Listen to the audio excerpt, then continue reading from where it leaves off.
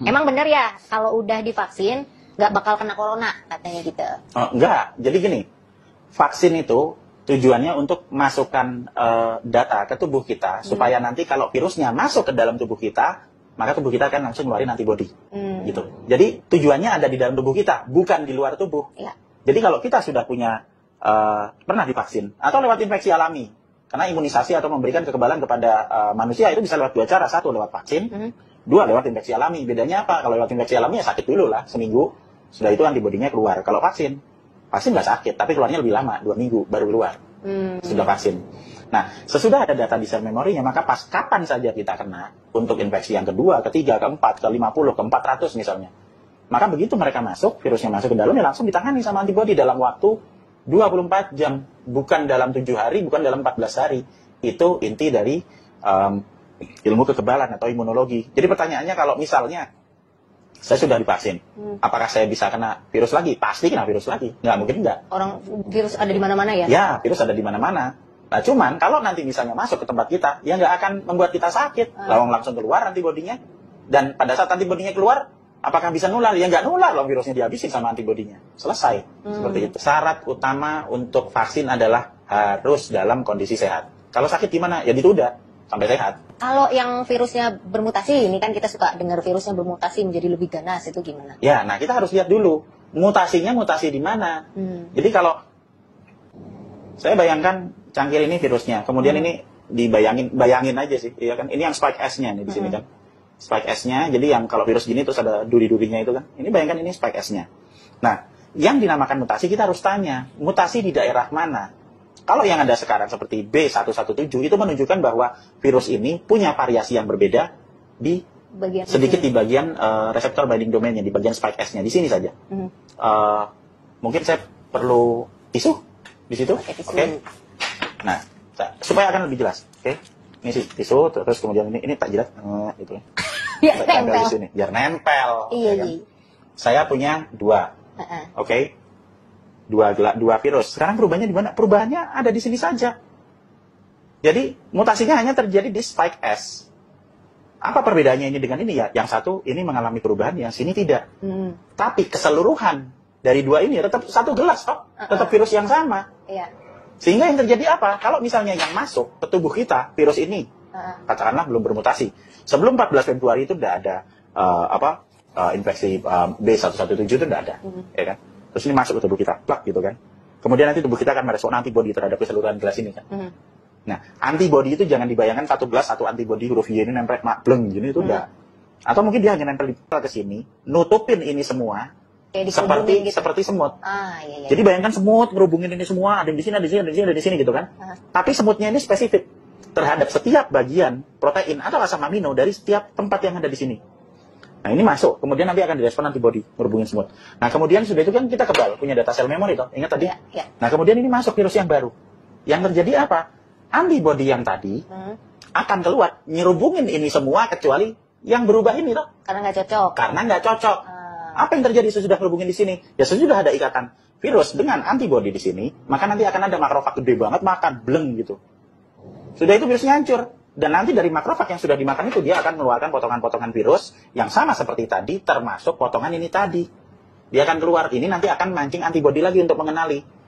Sehingga orang yang sudah pernah kena tadi, pernah kena virus awal, dia tetap akan kebal sesudah kena virus yang dianggap mengalami mutasi yang di ujung reseptor binding domain tadi. Dan kemudian minggu depannya, maka tubuh akan mengeluarkan anti untuk potongan kecil ini. Antibodinya spesifik untuk ini. Berarti kalau tadi misalnya ini 100% sama atau masuk. Ini 98% sama, 2% ada di sini. Dia tetap akan makan di sini, ya kan, nutupin di sini, kemudian dihancurkan sama makrofag. Yang 2% apa? Ya nggak apa-apa, biarin aja. Nanti minggu depan keluar lagi ini. Jadi tubuh kita akan punya antibodi terhadap ini keseluruhan, termasuk bagian ini plus ini. Jadi makin kita banyak kemasukan jenis-jenis virus, antibodi makin banyak. Makin lengkap, iya, benar. Dan itu yang terjadi dengan kasus yang sekarang B117, 2 orang selamat, tidak ada apa-apa, sakit, ya udah sesudah itu sembuh. Karena ibaratnya cuma 2% itu tadi ya. Iya betul. Perbedaan virus dan bakteri serta cara menyembuhkannya bagaimana? Virus itu ukurannya 100 nanometer rata-rata. 1 nanometer itu 1/10 juta sentimeter. kecil sekali virus itu. Jadi kalau virus ini virus segini kecil, ya kira-kira segini. Nah kemudian bakteri ukurannya gede sekali, 1000 kali lipat daripada virus. Sehingga kalau misalnya ini virusnya sekecil ini, maka bakteri akan sebesar meja ini. Padahal di virus yang sekecil ini nanti akan diserubungi lagi oleh antibodi yang lebih kecil dari ini. Oke? Iya. Itu sebabnya untuk menangani virus perlu antibodi. Karena jumlahnya terlalu kecil. Nah, sementara untuk bakteri, ukurannya lebih besar, sehingga dia hanya bisa dihancurkan pakai antibiotik. Ditambah obat dari luar untuk masuk ke dalam. Kalau virus, tidak ada antibiotik yang bisa dipakai untuk virus. Antibiotik hanya untuk bakteri. Sehingga bisa diobati dari luar, tergantung jenis bakterinya. Beda bakteri, beda antibiotik. Sementara kalau virus, hanya bisa ditangani oleh antibodi dari dalam tubuh kita. Dan antibodi itu nanti akan ada respon alami di situ. Untuk mengenali, kemudian mengeluarkan.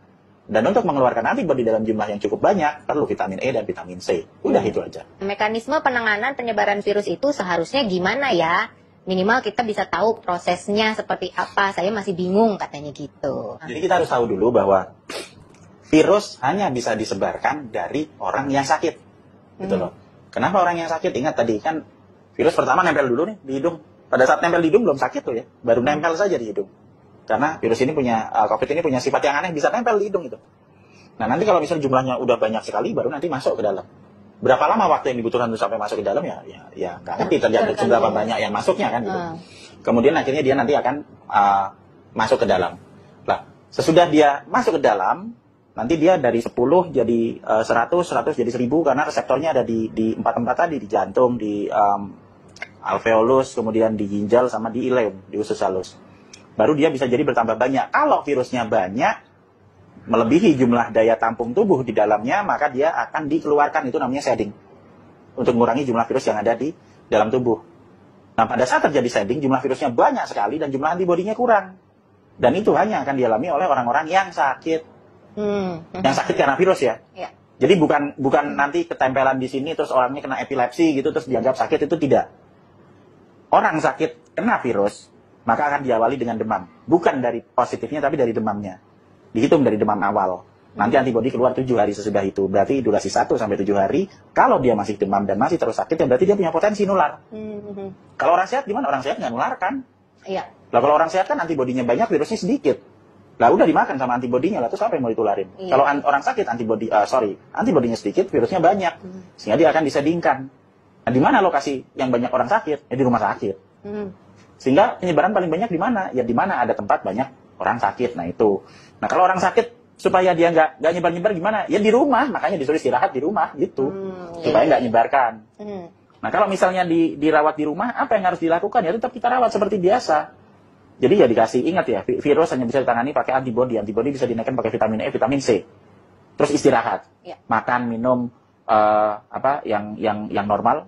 Kemudian sering bersihkan lokasi tinggalnya yang sakit. Jadi sering ngepel lantainya sehari sekali, terus spray sama sarung bantal gulingnya itu juga sering dicuci. Nah itu yang bisa dipakai untuk nangani. Nah kalau misalnya kita keluar gimana? Kalau keluar ya kita pakai masker gitu kan. Tapi maskernya jangan dipakai terus-terusan. Kenapa? Karena kalau kita di dalam lingkungan kemudian ada banyak sekali virus di situ, nanti nempel di maskernya, maka yang terjadi kalau dari samping kita bernapas gini, virusnya nempel di masker kan ya, kalau kita pakai masker, sesudah selesai dari kerumunan itu ya dicuci. Pulang ke rumah dicuci, ganti lagi. Nanti pulang dari rumah, cuci hidung. Pakai garam untuk ngelepas. Jadi resiko ketularan dari maskernya karena nggak pernah diganti hilang, karena dicuci ya toh, karena kita sering ganti masker. Terus nanti cuci hidung pakai air garam untuk ngelepas virusnya.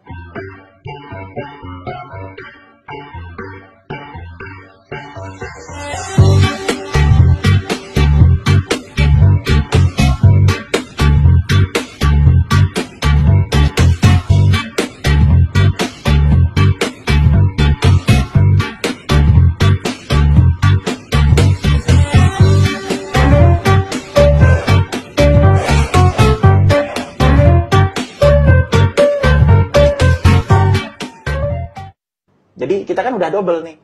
Sumbernya udah dihilangin, terus nanti yang mungkin nempel dihilangin gitu. Terus mandi deh sampai rumah, udah gitu aja. Oke. Nah, kalau ngomongin masalah penularan, waktu aku positif, Pak De juga kan bimbing aku ya. Jadi suami aku, selama aku positif itu ternyata nggak tertular. Nah, itu gimana tuh Pak De? Mungkin suaminya punya ilmu khusus. Misalnya.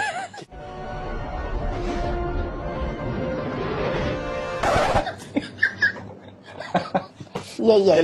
Jadi nggak gini. Jadi ingat loh, pas waktu Terina tertular kan pasti ngambil swabnya kan dari hidung. Dari hidung ya. Oke, dari hidung, oh akan kebaca positif. Oke, tapi kemudian mengalami demam juga.